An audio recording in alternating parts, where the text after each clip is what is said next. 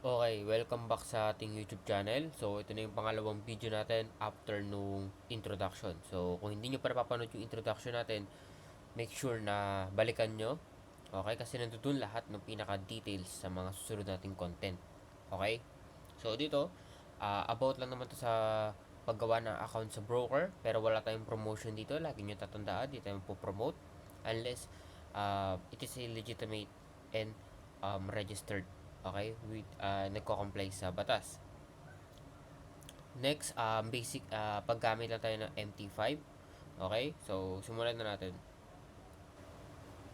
Okay, bago tayo magsimula sa pinaka main topic natin sa video na to, gaya ng nasabi ko sa nakaraang lesson natin, yung first, yung introduction, di ba? Gusto ko kayong matutong maging independent, lalo-lalo na sa mga common knowledge at saka sa general knowledge about trading. So, karamihan kasi nang nasa deep dive natin ay uulitin na lang natin or for refresh na lang. Okay? So, ngayon, itong baby pips na to ay makakatulong sa inyo to para matutunan yung whole concept about the introduction sa forex at o kaya sa crypto. Okay? So, ang gusto ko gawin ninyo dito para ma-build yung inyong independency sa pag-aaral kasi ang i-share ko knowledge ay dapat i-expand nyo pa after mapanood ninyo each video. So, ito gagawin nyo. Punta lang kayo sa site na to. Lahat nandiyan yan sa description. Diyan sa ano natin, sa video na to. Punta lang kayo dito. Learn crypto. Okay? Tapos punta lang kayo sa crypto school. Pero, hindi yan ang pinakapakay ko sa inyo. Ang gusto ko simulan ninyo ay itong learn forex. Pagka pindot nyo dyan, punta lang kayo sa start learning. Pagkapunta nyo dyan sa gawa muna pala kayo ng account. Okay? Para makikita ninyo yung progress ninyo. Sign in lang kayo dyan. Tapos, sa School of Pipsology, ito yung gusto ko gawin ninyo. Gagawin natin siyang prerequisite ng ating buong trading course. Okay? Kasi, yung mga matututunan nyo dito, minsan hindi ko siya matuturo, yung mga deep dives lang naman. Pero pag yung pinaka-whole concept pa rin, yung sa may price action nga, ituturo ko sa inyo ng buo yun. So gusto ko lang matutunan ninyo, ma-master nyo yung pinaka-basics sa basic o yung pinaka-fundamental ng forex trading. So pag nakagawa na kayo ng account, start kayo dito sa preschool. Tapusin nyo itong mulang what is forex hanggang margin trading 101. Ito pinakaintindihan nyo to guys ha. Mahalaga po itong maintindihan. Pero ituturo pa natin to sa mga susunod nating deep dive video. Pero pahapyaw na lang yon. Okay? Next is course 2, the kindergarten. Hanggang types of chart. Pagdating ko sa elementary, wala na po yan kasi iba't ibang concept na po yan. Pagdating ko ng Fibonacci, ano po kasi agad dyan, nag-indicators agad siya. Hindi siya masyadong nag-price action. Okay, so hanggang kindergarten lang po tayo. Okay? Dalawang course lang yan. Please, aralin nyo siya at least 2 weeks. Okay? Dahan-dahan lang. Mag-notes na kayo. Magsimula na kayo sa pag-aaral. And then, balik na po kayo sa next video na i-release ko. Yung what is forex trading. Okay? Ma Madi-discuss ko ulit yung mga iba dito. Pero, mas detailed pa kasi to. Okay? Dun yung gusto ko lang masabi ninyo na proud kayo kasi yung inaral nyo dito at pag napanood nyo ulit sa video ko, sasabihin ninyo sa sarili nyo, probably, na natututo ka. Kasi, tama yung sinabi ko sa naiintindihan nyo. O yung naiintindihan nyo ay tumama doon sa sinabi ko. Nakaka-proud yun, okay? So, yun lang. Pagkatapos ng video na to, simulan nyo na to, aralin, tapos, antayin ninyo yung release na first video natin sa deep dive, tapos simulan nyo na. Okay? Medyo mahaba na explanation ko, but it's worth. Okay, so ayun nga, unang-una gusto ko install nyo to, the MetaTrader 5.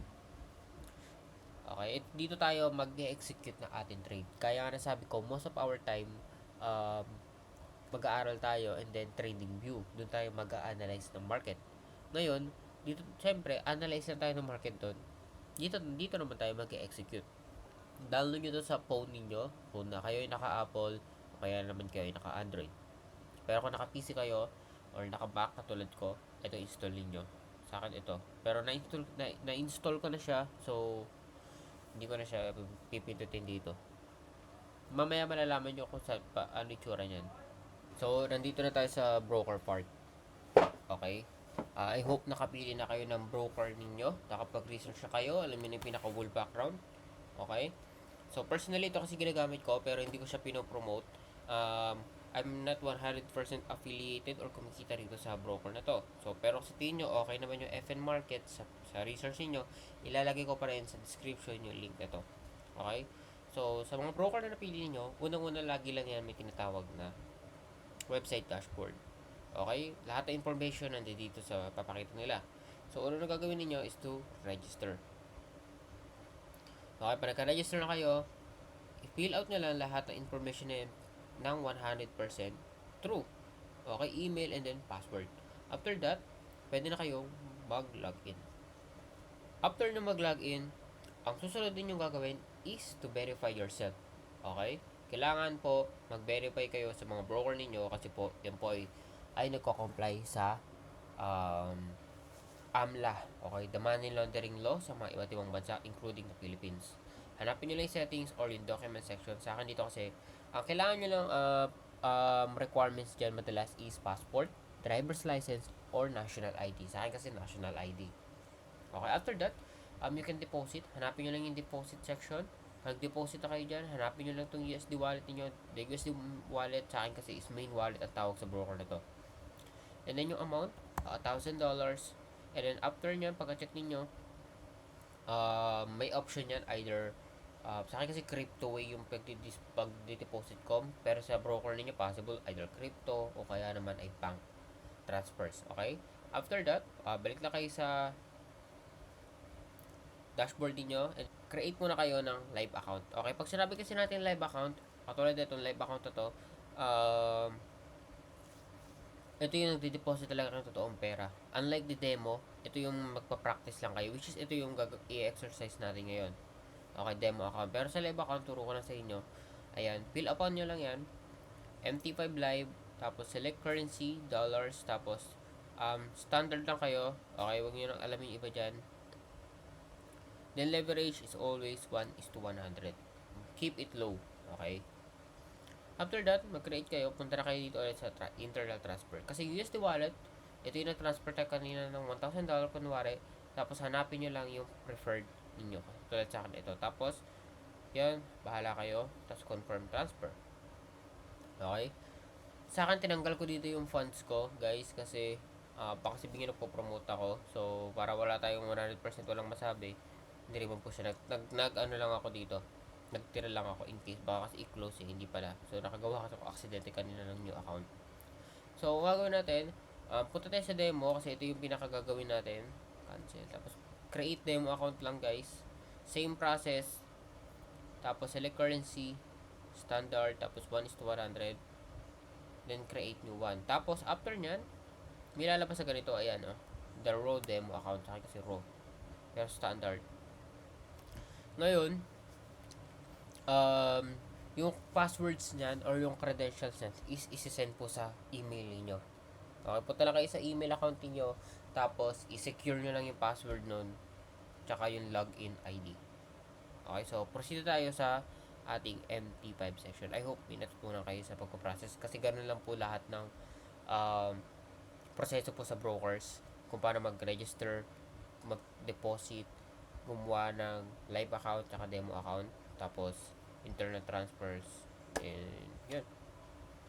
Inyo na inyo MT5, ganito, mukha lang siyang magulo, mukha siyang nakakahilo kasi sobrang daming letters, numbers, may charts pa, tapos para siya sa airplane cockpit.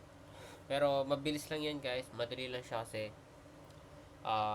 organized naman yung pagkakaayos niya. Kailangan lang siya i-discuss ng maayos. So, hindi ko siya ituturo ng buo. Okay, gaya ng lagi ko sinasabi, I want you to study the common knowledge or the general trading knowledge dyan sa YouTube o kaya sa website. So, marami na kasing gumawa ng video na ito. So, gusto ko lang sa inyo i-share yung pinaka main. Pagkabukas nyo, lagi nyo lang hanapin, punta ka sa pinakataas, the top left corner, use the file, and then open an account. Yung sinasabi ko sa inyo kanina sa email niyo, dito nyo na ilalagay yan. So, hanapin nyo lang yung broker ninyo. Kunyari, Itoro, ganun. Ayan, mga ganun. Sa akin sa FN Markets, hindi dito na siya kasi nakalagin na. So, hanapin nyo lang yan. Then, next, connect with an existing trade account. Either demo yan or live account. Ito po pipindutin ninyo. Ito kasi alam ko sa MT5 to mismo. Okay? So, login ID, nasa email nyo yon nung ginawa nyo yung demo account or live account ninyo sa broker, and then the password, and then the right server. May mga broker kasi na napakarami server, okay? And then finish. Automatic yan, mag-login sa inyong MT5 dashboard. Okay? So, after nyan, ituturo ko na sa inyo. So, unahin natin tong, ito mismo, charts. Okay? Dito ninyo makikita yung pinaka price nung gusto ninyo i-trade na asset. Hindi ko na ipapakita nyo para mag-drawing dito because sa trading view tayo mag-a-analyze. Ang MT5 sa inyong cellphone o dito sa inyong laptop or PC ay para lang sa pag-execute ng trade. Okay, so sa chart, ito siya. Ito yung BTC kasi ito yung open niyo. May chart siya kasi sa Euro kasi wala eh. Sabado kasi guys, pasensya na. Ngayon, para ba magkaroon ng chart? May chart yan, syempre. So, next part is this one. Okay? Ito, tinatawag natin itong watch list or market watch or market watch list. Okay? Kung gusto nyo mag-add ng asset, halimbawa, Ethereum, search nyo lang siya, mag-a-appear yan, and then click, and then press enter. And then, if you want na makita si Ethereum dito sa chart kasi wala siya dito. Ayan, makikita nyo sa baba. Balik tayo sa chart. Meron tayo dito BTC and the Euro. Kung gusto nyo madagdagan yan, select nyo lang si ETH. Tapos, ilalapag nyo lang si ETH dito sa mismong chart. Drag lang. Tapos, bitawan nyo. Yan. So, may Ethereum na tayo. Okay. So, nawala si BTC. Pero kung gusto niyo makita ulit si BTC, kasi ganun magpapalit lang yan eh. Kung gusto niyo magaya itong merong maraming window dito sa baba, punta lang kay BTC, tapos right click. Pagka right click ninyo, okay, sa Mac ninyo and two finger, chart window lang. So makikita ninyo, tatlo na yan. So pwede na kayo switch dyan. Pero kung gusto niyo, meron kayong makita multiple charts, punta lang kayo, next introduce is yung taas. Okay, unahin natin dito.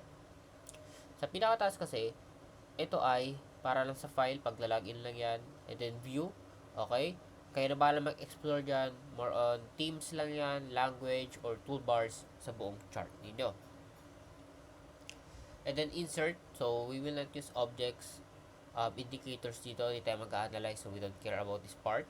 Next, the chart. Properties yan. Kung gusto niyo manual ayusin yung team, unlike dito sa view, sa pagdating niyo kasi dito sa charts mismo is mamanual nyo yan. Halimbawa, tanggalin natin tong grid. Okay, gusto ko kasi malinis lang. Tapos, boom. Nice, diba? So, ayun lang ang purpose ng chart. Kayo na bahala mag-explore again. Then next, we have the tool. Okay, para lang to sa mga nag-strategy test eh. So, hindi ko siya madalas gamitin. Ito sinasabi ko. Kapag gusto niyo na makita both sa chart nito, si ETH o kaya si BTC sabay, may kanya-kanya yung tawag dito, layout. So, let's see the tail vertical. Yan, tatlo. Takalin natin to si, So, pag magre-remove pala kayo ng window, kanya, ang dami na dito. Napuno nyo na. Click nyo lang tong Euro USD. Right click again. And then, close. Yan, dalawa. Tapos, punta ulit kayo dito sa window. Tapos, yan. O, diba? Sabay nyo siyang nakikita. So, next. Is this area, hindi po yan mahalaga. Okay. Tapos, sabi ko siyang hindi mahalaga kasi Hindi ko siya madalas magamit. Then algo trading para lang yan sa mga mga bot trader o kaya mga nagka-copy trade. I don't know what's that. Basta next kind of charts, yan. Madi-discuss natin yung mga yan next time kung ano ba itsura ng mga yan, light and candlestick and then the bar chart. Next is zoom in or zoom out. Meron din tayo shortcut dito sa window kanina, yung sa window, yan, ito rin yun. Then next, ito wag nyo na itong galawin, okay? Kasi ano yan, pang lock yan, pa nag-i-scroll kayo. Para lagi kayo nandito sa pinakatamang current price kasi pag hindi, magulo. Pag manual kayo ng sliding. Okay? I hope may natututunan kayo. And then the same image. Okay? Let the time frame. Ito, time frame to. 1 minute hanggang monthly. Time frame lang yan guys. Kung gusto nyo makita ng 4 hours chart, okay yan. Gusto nyo weekly chart, papakita nyo yan. Okay? And then the next is the tool. Ito po yung mga pa-drawing tools natin. Okay? So, dahil nga sabi ko, hindi naman tayo mag-a-analyze, pero kung gusto nyo pa rin magkaroon ng marker, just click any tool. Sa akin, ito line. Tapos, click. Drag nyo lang siya. Okay? Yan. I-stretch nyo lang siya. Pagka-click ninyo, huwag nyo bibitawan agad. Katulad na nagawa ko, mali eh. Pasensya na tisa na eh. Kasi hindi mo tayo. So, ayan. Just let it go. Okay, ayan. Meron na kayong mga drawings. So, yun lang. Mabilis lang chart. Tapos, itong market watch. Tapos, itong taas. Na-explore na natin. Alam nyo na paano magbukas sa basic windows. Multiple charts. Then, this part ay para lang po sa account niyo. Ang ginagawa ito kasi kunya marami kayong account sa iba't ibang broker. Yan. Pwede nyo siya ma-access. Mag-switch lang kayo. Kung mag-switch lang kayo ng account dito na yun, basta ilalagin nyo lang lagi siya dito sa ating open an account. Lagi yan masasave yan dito yung account niyo. Okay? Okay, the last part is the bottom. The bottom part. Dito, pakikita ninyo yung mga open trades ninyo, yung close or yung history. Just learn to navigate this lower part. Yan, the trade, the exposure, the history, the news, the mailbox, yan. Para lang siya ng Chrome, tapos yung iba't iba siyang section, iba't ibang tabs. Okay, pero ako lagi dito lang ako sa trade. Hindi ko natuturo sa inyo guys para mag-place ng order. Okay, may next part pa tayo sa MT5 pero i-discuss muna natin or gusto ko ninyo muna maaral yung types ng order. Okay, trading orders. Okay, i-discuss natin yan. Tapos babalik na sa MT5, ituturo ko sa inyo paano mag-place ng order mismo dito sa MT5. So, at least alam niyo na kung saan nyo makikita yung mga order trades ninyo. Okay?